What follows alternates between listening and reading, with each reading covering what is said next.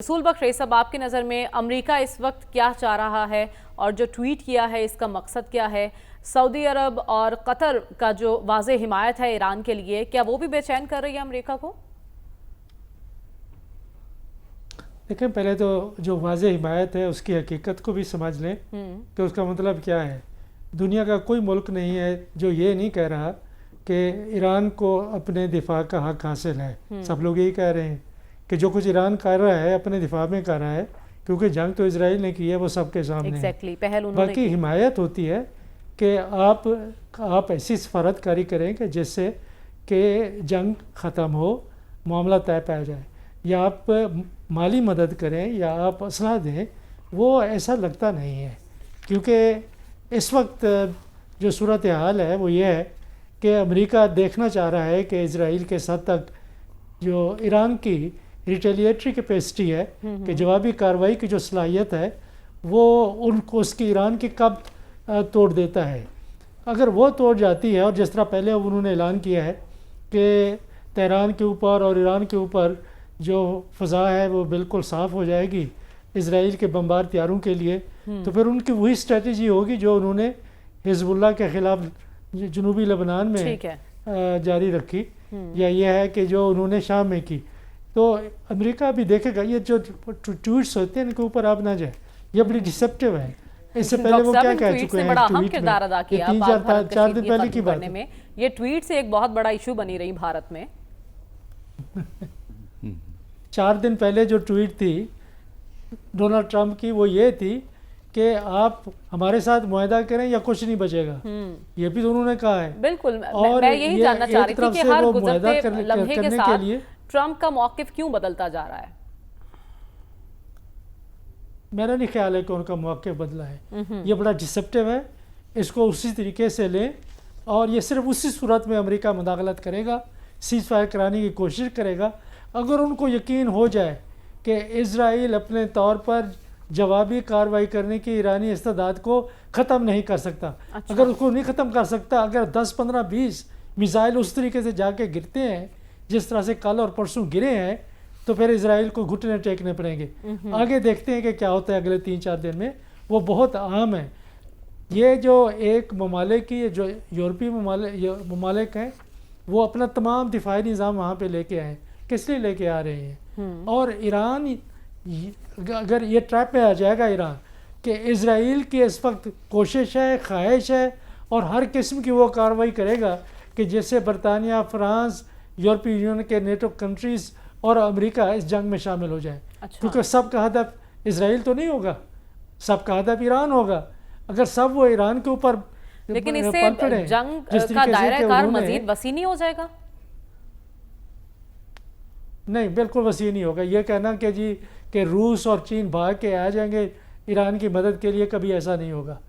Iraq में जब कुछ होता रहा उस वक्त रूस कहाँ था? उस वक्त रूस तो उनका एक पहले से हलीफ रहा था, सारे वेपन्स भी उनके रूस के थे। जब बशर असद के साथ जो हशर किया गया है, रूस तो उनका इत्तेहादी था, वहाँ पे उनकी फ़ौज भी मौजूद थी, हवाई अड्डा भी मौजूद था। बस उन्होंने वो जहाज़ और त्यारे दिए कि जी अब अपना सामान ला दें और हमारे पास आ जाए। तो ये समझना कि चीन और रूस मुदाखलत करेंगे, बिल्कुल नहीं करेंगे। ये मुख्तलिफ किस्म की दुनिया है। सब कुछ डिपेंड करता है कि ईरान के अंदर अपनी यकजहती कितना है। जो वहाँ से खबरें आ रही हैं वो कोई इतना अच्छी नहीं है।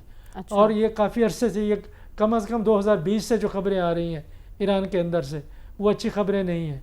और फिर ये है कि जिस तरीके से साइंसदानों को, उनकी फ़ौजी क़यादत को, ये नहीं है कि उन्होंने वहाँ से मिसाइल गिराए हैं, ये अंदर से किया गया है। किसने वहाँ से ये खबरें दी और किस तरीके से उन्होंने इंटेलिजेंस को पेनिट्रेट किया। फिर बात बनती है कि उस वहाँ पे 2 फ़ौजें मौजूद हैं, एक इस्लामी गार्ड्स है और एक रेगुलर आर्म फोर्सेस हैं। उनके दरमियान में ताल्लुकात की नोयत क्या है, कौन किसको जवाब दे है? तो ये एक बहुत बड़े मसाइल हैं ईरान के अंदर। लेकिन फिर भी हम समझते हैं कि ईरान ने अभी तक कम से कम 3-4 दिन में तो घुटने नहीं टेके, बहुत अच्छी कार्रवाई की है, जवाबन कार्रवाई की है। 1-2 दिन में सिचुएशन कूल डाउन होती दिखाई दे रही है, मौसर कार्रवाई कर सके। कोई सीज फायर की कोशिश कारगर होती दिखाई दे रही है आपको?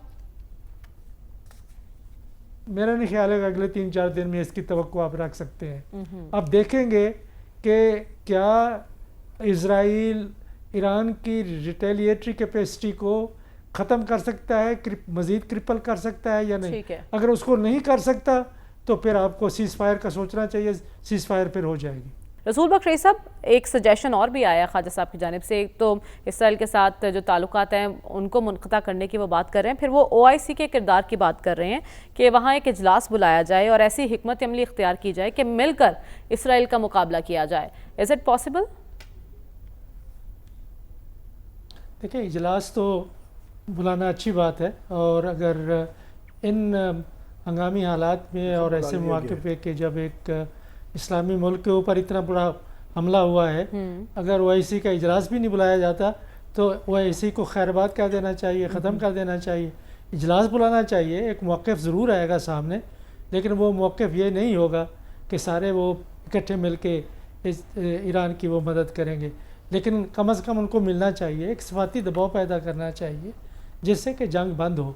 बिल्कुल मैं अस्करी साहब से इत्तेफाक करता हूँ कि ईरान अगर अपने आप को सस्टेन नहीं कर सकता तो अपने इसको बहुत बड़ा नुकसान हो जाएगा। ऐसा बड़ा नुकसान होगा कि उनको अपने न्यूक्लियर प्रोग्राम से भी हाथ धोने पड़ेंगे, और कमज़ोर रजीम भी बहुत कमज़ोर हो जाएगी, अंदर की ताकतें भी ज़्यादा उसके ख़िलाफ़ मजबूत होंगी, और इलाकाई ममालिक भी मेरे ख्याल में कि काफ़ी दबाव डालेंगे। डॉक्टर साहब, पाकिस्तान ईरान के लिए क्या कर सकता है, ये बताइए। देखिए, पाकिस्तानी अवाम ने हमेशा कहीं भी किसी भी मुसलमान मुल्क में कोई मसला पैदा हुआ है तो पाकिस्तानी अवाम का जज्बा हमेशा उनके साथ रहा है। इस वक्त अवाम के जज्बात, हम सब के जज्बात ईरान के साथ हैं, और हुकूमत ज़ाहिर है कि हमारी ये पॉलिसी तसलसल से चल रही है। ये आज की पॉलिसी नहीं है कि जब भी किसी मुसलमान मुल्क के ख़िलाफ़ किसी दूसरे मुल्क ने हमला किया है उसके हम मुसलमान मुल्क के साथ रहे हैं, लेकिन जब दो मुसलमान ममालिक के दरमियान में जंग होती है तो हम गैर जानबदार हो जाते हैं। लेकिन वो गैर जानबदारियाँ जो वो किस हद तक मौसर है, किस हद तक किसी तरफ झुकी है या नहीं झुकी है, वो अलहदा बात है। इस वक्त सूरत हाल जो ईरान को दरपेश है उसके लिए अमली तौर पर हम क्या मदद कर सकते हैं, ये हमें सोचना चाहिए।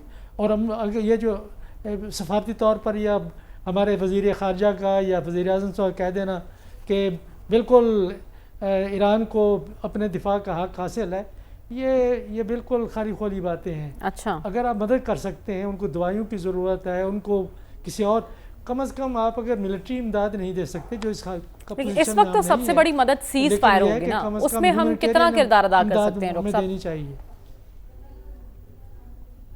जी। हमारा किरदार अपना अलहदा से बड़ा मुश्किल है, लेकिन यह है कि हम उन ममालिक के साथ रब्ता कर सकते हैं जो हमारे मौक़िफ़ की तायीद करें और इस बात पर वो इसरार करें कि जंग ख़त्म होनी चाहिए। और उसमें मेरे ख्याल में तुर्की है, सऊदी अरब है और मिस्र है, ये और उनके साथ पाकिस्तान, ये 3-4 मुल्क बहुत मौसर तरीके से एक किरदार अदा कर सकते हैं।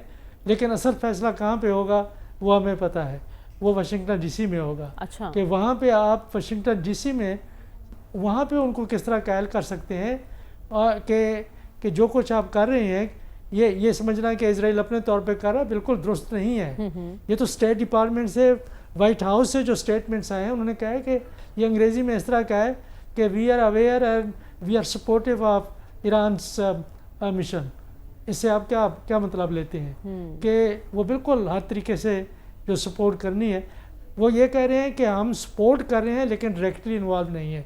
ये दो अलहदा चीज़ें हैं। डायरेक्टली इन्वॉल्व उस वक्त होंगे जब उनके हवाई जहाज, उनका असला वहाँ से वो हमला किया जाएगा।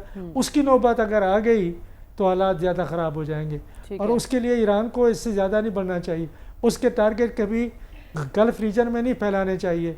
स्टेट हरमुज़ की बात हो रही है, उस तरफ को नहीं जाना चाहिए, सिर्फ टारगेट इजराइल को करना चाहिए। क्योंकि अगर इलाकाई ममालिक भी और अमेरिका और उसके इत्तेहादी भी सारे इकट्ठे हो गए तो जो मुश्किलात बहुत ज़्यादा बढ़ जाएंगी ईरान के लिए। डॉक्टर साहब, आपको लगता है इस तनाज़े के बाद मशरिक़ वस्ता की सियासत बदल सकती है, नक्शा बदल सकता है? देखें, अगर इसके नतायज ये निकलते हैं कि ईरान अपना एटमी प्रोग्राम जारी रख सकता है और ईरान की रिटेलिएटरी कैपेसिटी दोबारा रह सकती है, तो ईरान एक बहुत बड़ी ताकत के तौर पर उभरेगा। अगर वो दोनों चीज़ें ख़त्म हो जाती हैं, एक ह्यूमिलिएटिंग किस्म का, एक ज़िल्लत अमेज़ किस्म का मुआहदे के ऊपर वो दस्तखत करते हैं और उससे कि कभी इस काबिल नहीं रहते कि अपना एटमी प्रोग्राम जारी रख सकें, उन्हीं मकासद के तहत जो वो हमेशा कहते रहे हैं, कहने को तो हमेशा ये कहते हैं कि ये पुरअमन है, लेकिन ऐसा पुरअमन नहीं है, मकासद कुछ और हैं। अच्छा। तो अगर वो उसको जारी नहीं रख सकते तो ये बहुत बड़ी शिकस्त होगी और फिर ताकत का तवाज़ुन जिस तरफ को झुक रहा है, डॉक्टर साहब, ईरान के मकासद क्या हो सकते हैं? और ईरान बिल्कुल एक मामूली सी ताकत बन जाएगी। जी, ईरान के मकासद क्या हो सकते हैं एटमी कुव्वत बनने के लिए?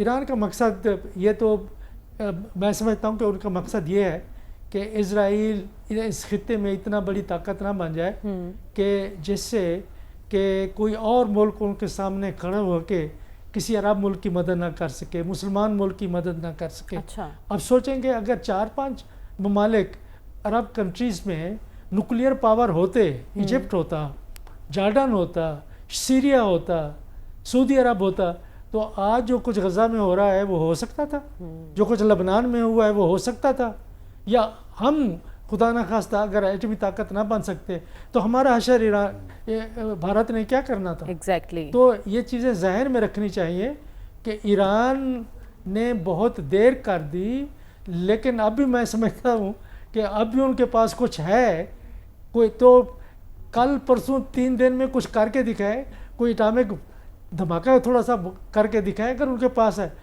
अगर नहीं है तो फिर मेरा ख्याल है कि फिर उनको मफलूज कर दिया जाएगा, और उसको अपने ये मफलूज होने से बचने के लिए ज़रूरी है कि जहाँ पे हमें सफारतकारी करने की ज़रूरत है कि ईरान को बिल्कुल इस तरीके से ना ख़त्म कर दिया जाए कि एक ज़िल्लत अमेज़ किस्म का मुआहदा, और फिर वो उनकी जो इलाके में अपनी एक ख़ास मखसूस किस्म की पॉलिसी रही है और जिसकी मुखालफत अरब ममालिक हमेशा से करते रहे हैं, हर तरीके से अगर ईरान महदूद हो गया है खित्ते में, तो ज़ाहिर है कि फिर कौन ताकतवर होगा। कुछ अरब ममालिक ताकतवर होंगे और इजराइल ताकतवर होगा, और उनके दरमियान में जो अब्राहम अकॉर्ड्स हो रहे थे उनकी पींगें और बढ़ेंगी, उनका असर और बढ़ेगा, और जो एक पर्शियनेट वर्ल्ड है और एक पर्शियनेट वर्ल्ड व्यू है वो काफ़ी दबाव में आ जाएगा। ठीक है, और जैसा कि कहा जा रहा था कि फिर बारी सबकी आएगी, तो ऐसा भी मुमकिन हो सकता है।